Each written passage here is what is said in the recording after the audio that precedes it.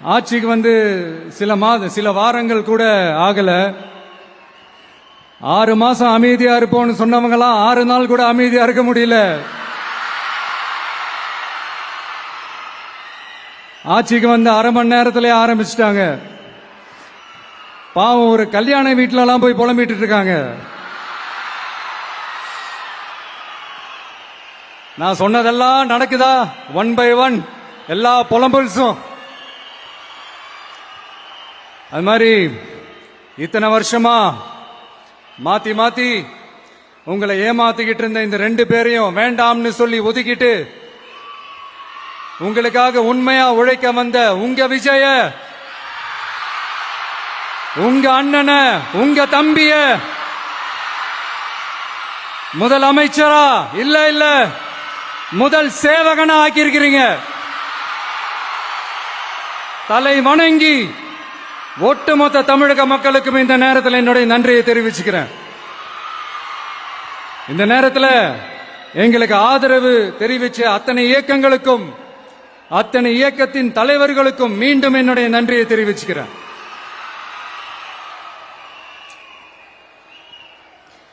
புரட்சி தலைவர் எம்ஜிஆர் அவர்களுடைய முதல் தேர்தலில் கூட இந்த அளவுக்கு ஒரு ஓட் பர்சன்டேஜ் வாங்கல அப்படின்ட்டு நிறைய பேர் சொன்னாங்க.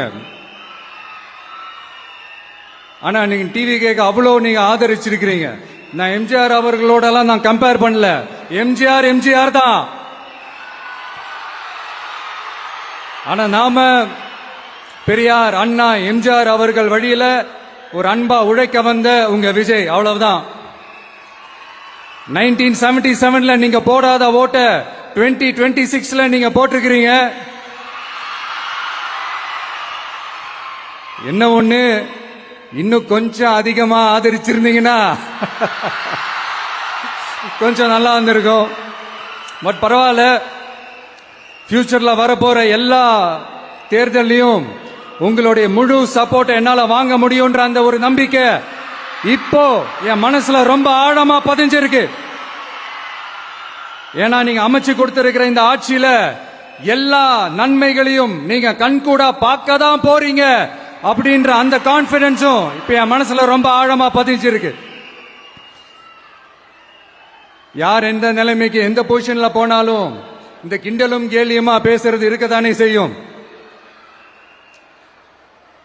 நம்மளை பத்தி, நம்ம அரசியலை பத்தி, நம்ம பேச்சை பத்தி இந்த கிண்டலும் கேலியுமா பேசிட்டு தானே இருப்பாங்க. அவங்க எல்லாருக்குமே என் சைட்ல இருந்து ஒரே ஒரு ரிக்வெஸ்ட், தயவு செஞ்சு நிப்பாட்டிடாதீங்க. தயவு செஞ்சு கண்டினியூ பண்ணுங்க. நீங்க தான் என்னோட எனர்ஜி ஃபோர்ஸ். நீங்க பேசிக்கிட்டே இருங்க. நான் மக்களுக்கு தேவையான நல்லதை செஞ்சுக்கிட்டே இருப்பேன். அடுத்து இப்ப நம்ம புதுசா அந்த சூட் எல்லாம் போட்டு வரோம்ல, அதை பத்தி கூட நிறைய பேரு, ஏன் நாமெல்லாம் கோட் சூட் எல்லாம் போடக்கூடாதா? அதிகாரம் செய்யறவங்களும் ஆதிக்க சக்திகளும் மட்டும்தான் கோட் சூட் எல்லாம் போடணுமா? அப்பெல்லாம் எதுவுமே கிடையாது. நான் என்ன கலர் கலராவா போட்டு வரேன்? 2 கலர், நம்ம எல்லாரும் மனசு மாதிரியே பிளாக் அண்ட் ஒயிட். எல்லாத்திலும் பிளாக் அண்ட் ஒயிட்டா இந்த விஜய் இருப்பான் அப்படின்னு காட்டுறதுக்கு தான் அந்த கலர். அடுத்து அந்த பிளாக் கூட யாரை குறிக்கும், எதை குறிக்கும்ன்றது நான் சொல்லிதான் தெரியணும்னு அவசியம் இல்லை. அது உங்களுக்கே நல்லா தெரியும். எல்லாத்துக்கும் இப்படி வழக்கம் சொல்லிக்கிட்டு நசன் பேசுற டைப்பும் நம்ம கிடையாது. உங்களுக்கே தெரியும், அதிகபட்சமா எல்லா மீட்டிங்லும் 20 நிமிஷம்குள்ளதான் நான் பேசியிருக்கிறேன். அதனால இப்ப மக்கள் என்கிட்ட என்ன சொல்றாங்க அப்படின்னா, இந்தப்பா விஜய், நீ எங்களுக்காக உழைக்கிறதுக்காக வந்திருக்கிற, அந்த வேலையை மட்டும் பாரு, உன்னை பத்தி பேசுறவங்கள நாங்க பாத்துக்கிறோம் அப்படின்னு சொல்லிட்டாங்க. சரி, ஆனது ஆச்சு. இப்ப என்ன, உனக்கு எதிரிகளே இல்லையா அப்படின்லாம் கேட்டா, அப்படிலாம் நான் சொல்ல மாட்டேன். அப்படிலாம் நான் நினைக்கவும் மாட்டேன். அப்படி நினைக்கவும் கூடாது. இப்பவும் சொல்றேன், அரசியல் ரீதியா சொல்றேன், 2 பேருக்கு நடுவுல தான் போட்டியே. ஒண்ணு, இன்னொன்னு எஸ், ஒன்னு டிவிகே, இன்னொன்னு டிஎம்கே. இதுக்கு நடுவுல வேற யாருக்கும் எந்த வேலையும் கிடையாது. ஏதாவது இருக்குன்னு சொல்றீங்க? எலெக்ஷனுக்கு முன்னாடியும் அவங்களுக்கு ஒரு வேலையும் இல்ல.